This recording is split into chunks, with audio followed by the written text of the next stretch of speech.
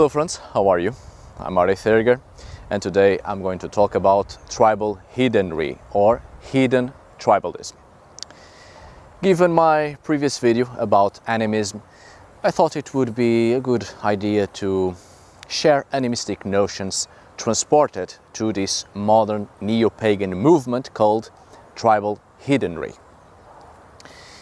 In neo-pagan movements, especially throughout the second half of the 20th century, a lot of animistic concepts have been introduced in the modern reconstructions of pagan religions and cults. The animistic philosophy became a very important component in the neo-pagan religious reconstructions, and it has a great influence in neo-pagan movements, mostly due to the awareness of the human impact upon nature and the growing environmental activism. So many neo-pagan movements seek to reconstruct the pagan religious past by seeking the origins of those pagan religions into a more tribal past when animism was still very much part of the pagan mind, trying to rebuild indigenous traditions. Tribal heathenry is a very specific movement within Germanic and Scandinavian neo-paganism, with a great focus on tribal concepts, a great focus on the family structures and relations, a reconstruction of the pagan Germanic mentality and culture of the historical period before the conversion to Christianity and even before Roman influence upon the Germanic religious tradition and structure. But I really do think that it's important to explore this concept of heathenry and why it's so different from the rest of the Germanic neo-pagan movements. The term heathenry is often used as a synonym of Ásatrú and Odinism. We often refer to as heathens all those who one way or another are part of Germanic and Scandinavian neo-pagan movements. However, heathenry is not synonym with Ásatrú and Odinism, which are religious paths quite different from what heathenry stands for. Because Odinism and Ásatrú have different purposes, and people within Ásatrú are referred to as Ásatrúar, and those within Odinism often describe themselves as Odinists, because they are part of that specific group, which stands out from the rest. While a heathen is a person that doesn't necessarily have to belong or follow Ásatrú or Odinism, and place themselves on a broader religious and spiritual sense. Heathens in neo-pagan perspectives, and not in the historical religious sense of the term, are those who practice Germanic and Scandinavian pagan traditions without belonging to a specific religious movement, because let's face it, Ásatrú and Odinism today are religious movements, already with specific rules, official religions with a religious structure and certain preconceived ideas to be followed and taken into consideration. Well, religious organizations. While heathenry, in a modern neo-pagan sense, is much ample in its understanding of the religious pagan traditions of the past. It's not an organization, it's not a religion, but a constant evolutionary process trying to be faithful as much as possible to the actual pagan traditions of the past without modern inventions. Let me give you a quick example. Within Ásatrú, there are the 9 noble virtues, which are assumed as a sort of dogma by practitioners of similar aspects of religious structures of Neo-paganism. But these 9 noble virtues were only created in the 20th century by Odinic organizations. So heathens, or heathen tribalism, strongly denies these 9 noble virtues because they simply did not exist in the past. So the main picture we have here is that heathens are trying to be as faithful as possible to the pagan traditions, completely putting aside modern inventions and understandings, completely putting aside religious structures, and focus much more on a tribal perspective of paganism, much more turned to animistic concepts. But I shall explain further ahead differences between Ásatrú and Tribal Heathenry. Now, I think it's important to understand this idea of Reconstructionism before we jump to anything else. Pagan Reconstructionism is commonly confused with historical recreation. Now, historical recreation or historical reenactment is an educational practice that aims to recreate some aspects of a certain period or event in the most faithful way possible, always seeking to avoid anachronisms and conceptual errors. Reconstructionism, on the other hand, is an approach within paganism, a methodology, not simply a reenactment of the religious material culture. Reconstructionism is not a religious practice, it's a method. Reconstructionism is a series of attitudes towards empirical and factual interpretation.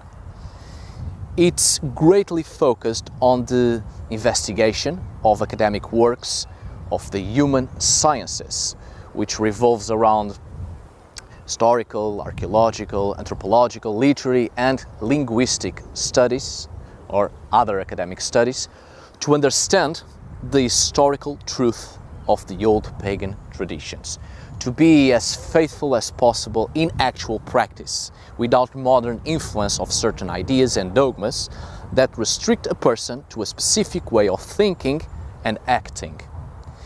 Pagan Reconstructionism, in other words, is to try to understand the pagan mind of the past and transport it to the present. It's to bring the paganism of a specific people back to life.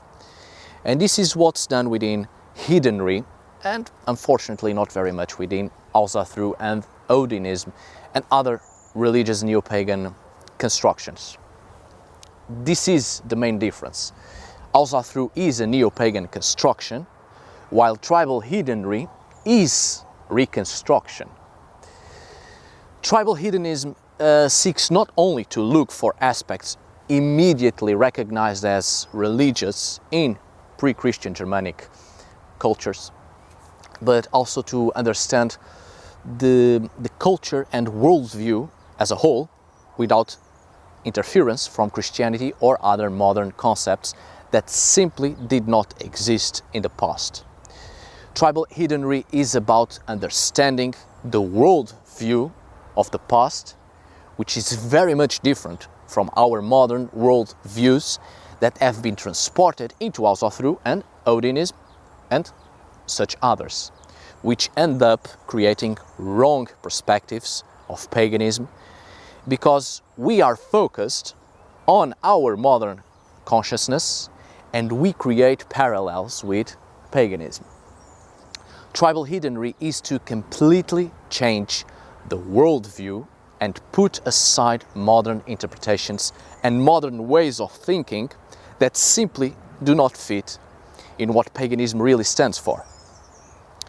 In other words, as I have said before, it seems to me nowadays most neo-pagan movements and neo-pagan thinking is simply an extent of monotheistic world-denying views.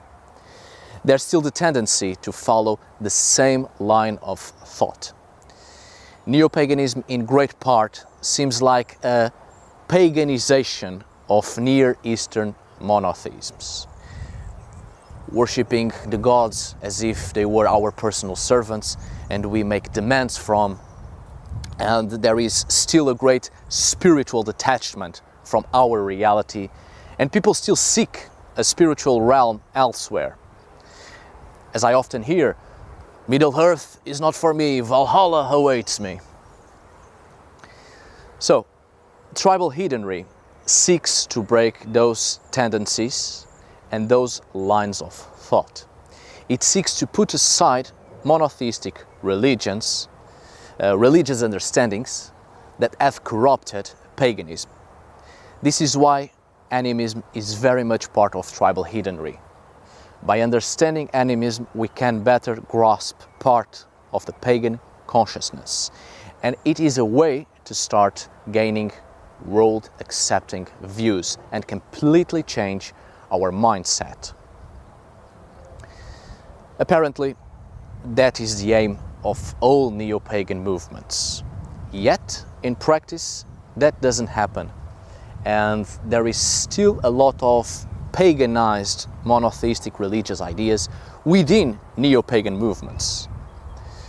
For instance, to Ásatrú practitioners, there is a great emphasis on the deities, which end up casting aside the worship of the ancestors, the worship of heroes, and the Heathenism, the spirits of the natural world and within natural phenomena. Heathenism is based on tribal ideals, not just individual ones. The group has much more importance than the individual, as in ancient tribes. Modern neo-pagan movements ask too much of the gods and wait on them to do things, and seek the spiritual in the figure of the divine on specific concepts of the divine.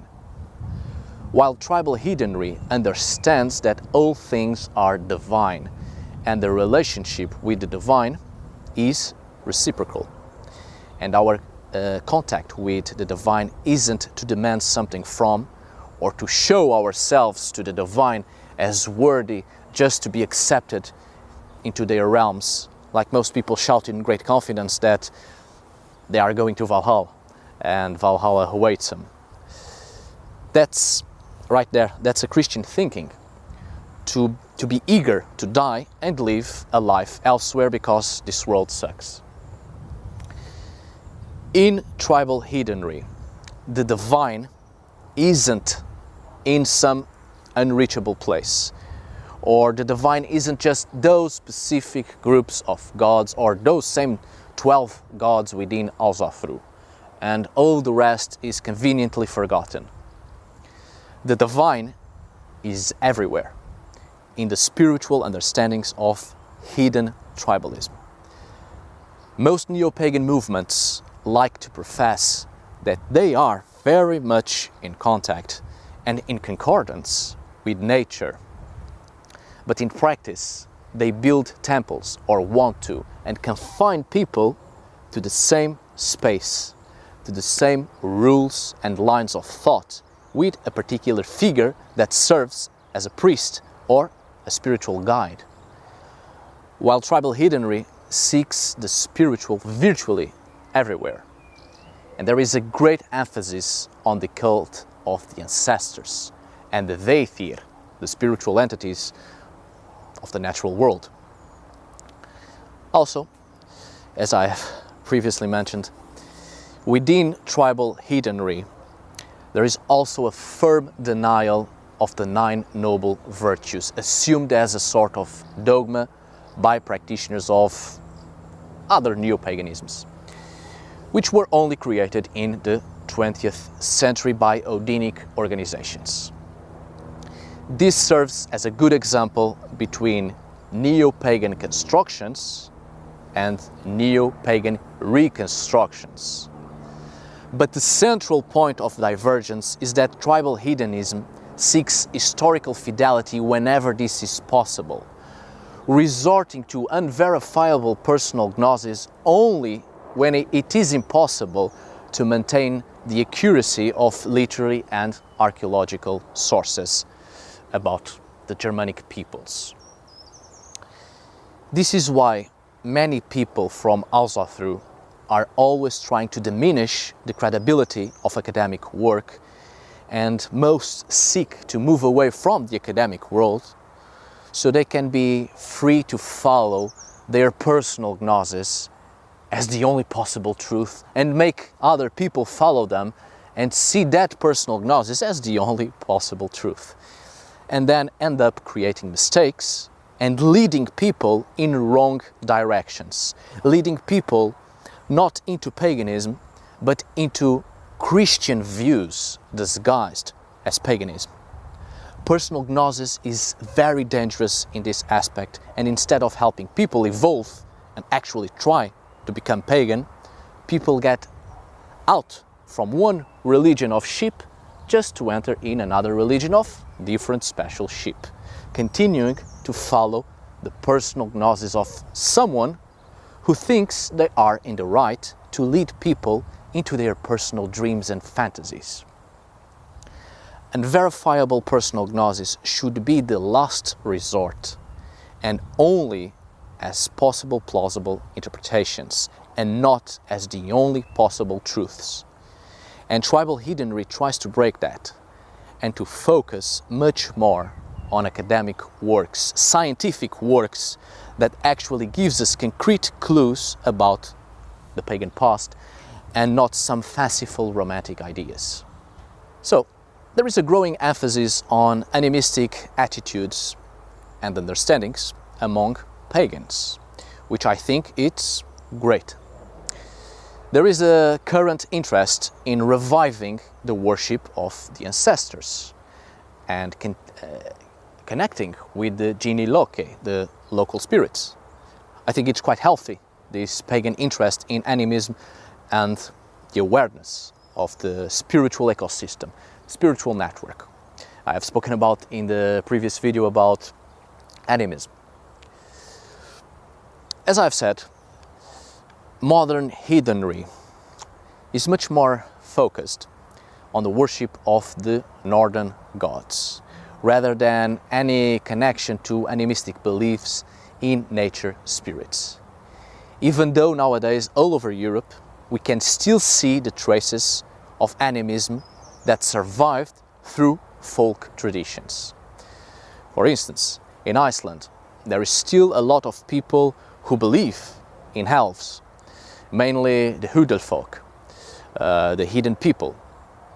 The belief in these supernatural entities are surviving traces of animism, which is still very much alive, and a lot of people still leave offerings to such beings, even they themselves are Christians.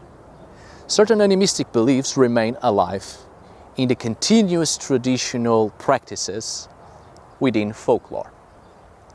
But many modern neo-pagan movements seek to destroy that, possibly unwillingly and unknowingly, but by focusing solely on the same dozen deities, neo-paganisms end up helping destroying the origins of paganism, which is these animistic understandings of the world and the spiritual network that surrounds us, this environment we are very much part of.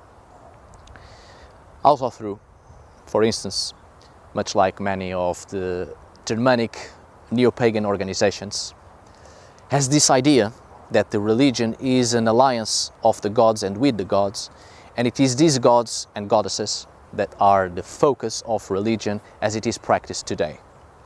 It's true, and we are all aware of this approach and religious understandings by the written material of these organizations and their ritual practices. This emphasis is quite clear.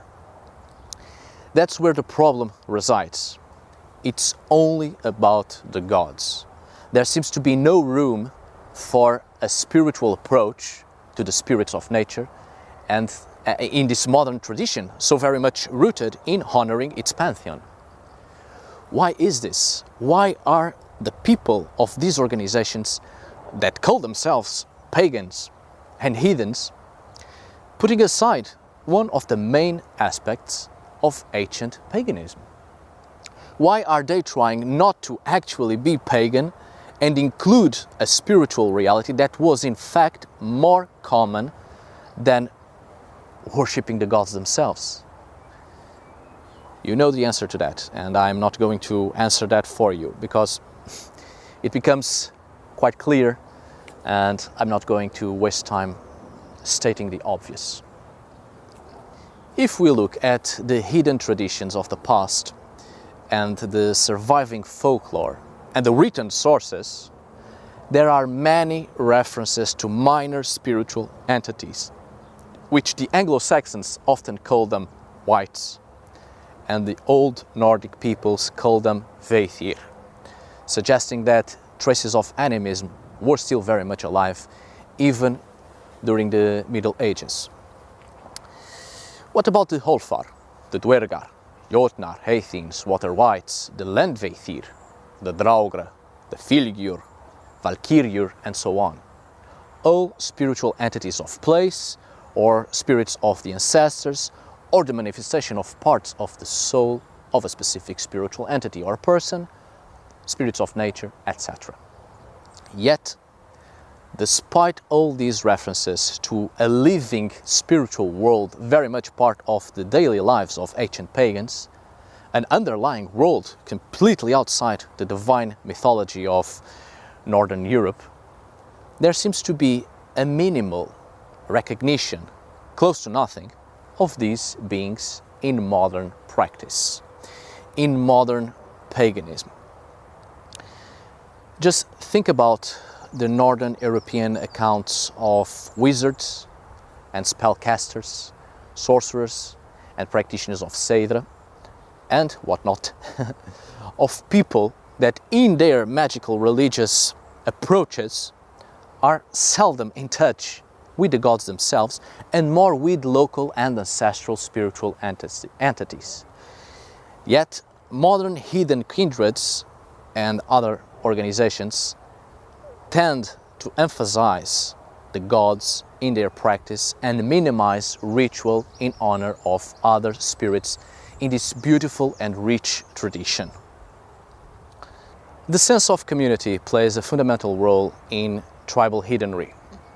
The community, historically speaking, was one of the essential aspects of the life of ancient peoples, if not the most important. The family was an important foundation of the tribe, and each family supported the tribe as a whole. The tribe was nothing without the families, and the family was nothing without each individual that composed it. Each person had a part to play for the benefit of the community.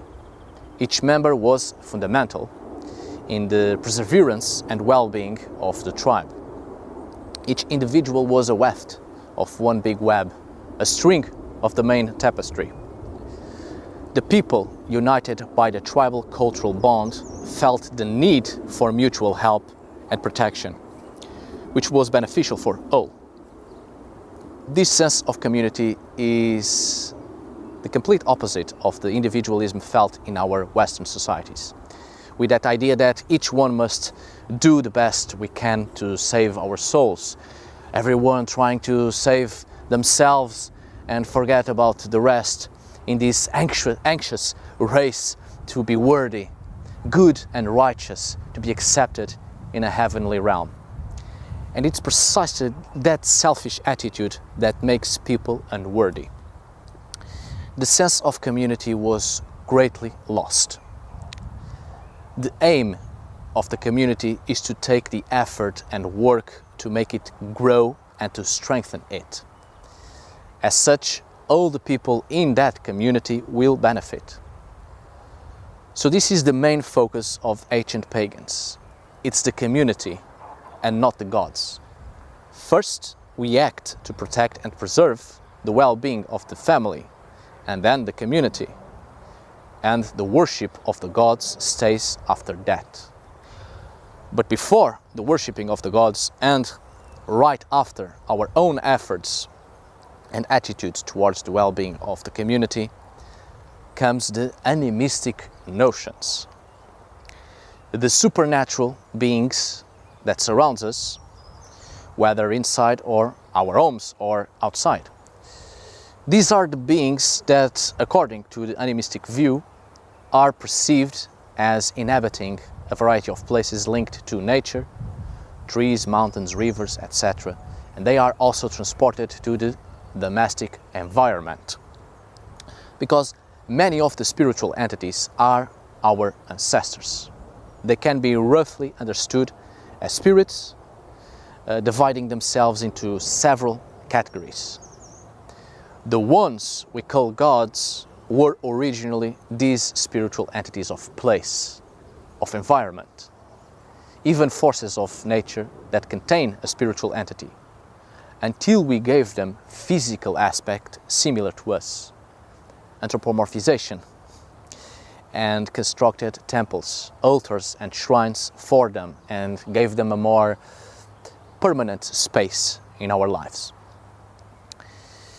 These animistic perceptions made people live their lives in concordance with their environment, creating a harmonious existence with the community and with the supernatural entities, spiritual entities in and out of the community that have a direct effect upon mankind, since we are also spiritual entities sharing the same space.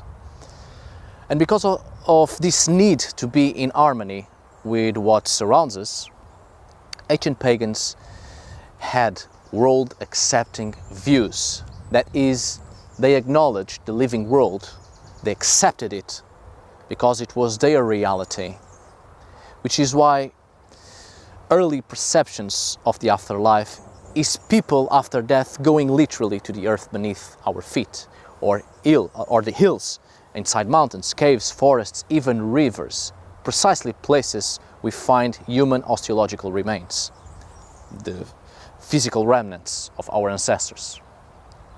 The afterlife was here, and because it was here, our ancestors were still here, were still around us, in the environment where we have deposited their remains, and their presence was still part of the daily life of the living. Most ancestors became domestic spiritual entities or spirits of place, which is why in Germanic and Scandinavian traditions, most ancestors either became elves, Hallfar, or started to inhabit hills, mountains, their burial mounds, and had an impact on the fertility of the soils and the well-being of their descendants within the domestic affairs and the private property. Which is why many Scandinavian pagan traditions involved worshipping the ancestors and the land spirits in private festivities, much like everyone else all over Europe and beyond. The cult of the ancestors was as important as working for the well-being of the community, because keeping in contact with the ancestors also ensured the well-being of the community. Who better to help us if not the people who were once part of our community and know us and love us? A loved one will be more inclined to help you rather than another spiritual being who has no link to you through bloodline, love and friendship. The ancestor worship was an important feature in the native religions of many peoples, and it was no different in ancient Germanic paganism. I hope you watch my video about the cult of the ancestors, because you will better perceive what I'm talking about on that video. This is what tribal heathenry is all about, and frankly, what heathenry as a whole should be. Not that much preoccupied with the gods and enter their heavenly realms, but more concerned with this life we have, the people of our community, with whom we share love and friendship, and preoccupied in living this life in here and enjoy the world around us.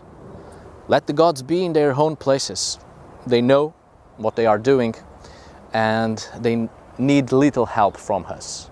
We should be more concerned in being in concordance with our surroundings and know our place in this great spiritual network, this environment of spiritual entities in which we are very much part from or of, and our actions have real impact and consequences. This perspective gives the individual a certain freedom of thought and actions. Instead of waiting for the gods to act, we act on our behalf and on behalf of those important to us and on behalf of our communities. Do things for ourselves and not wait for things to happen. People are drawn to paganism because of this emphasis on a connection with the earth, the natural rhythms of the seasons, and the idea of the community having been of great value once, and family ties were strong. People are drawn to this connection with supernatural in general, with the spirits of the land we live in, the spirits of our own family members, our ancestors. This is animism, the link between all these realities that create a connection to the main spiritual network where the physical and the spiritual are one and the same. Going beyond religious notions of judging deities and heavenly realms we must gain access to, which in fact prevent our spiritual growth and break the interaction between the individual and the spiritual, and between the individual and the divine, because everything is divine, not just those same dozen deities. Fire is divine, so is the water that falls from the sky, and the river, the mountain, the tree and stone. And we have inside us the divine spark, because we are spiritual entities sharing the same space with all the other spiritual entities around us. People are drawn to paganism because of these aspects, and yet many neo-pagan organizations try to deny those aspects, try to take out animistic notions, and once again try to impose preconceived ideas and fanciful delusions as the only truth. People are drawn to paganism because they want spiritual freedom, not because they want to exchange one god for a bunch of gods, like having collectible cards in their collection, adding more deities to their collection. People want spiritual freedom. People want animism, which is the basis of paganism. Right, my dear friends, I hope you have enjoyed this video. Thank you so much for watching. See you on the next video, and as always, tack för idag.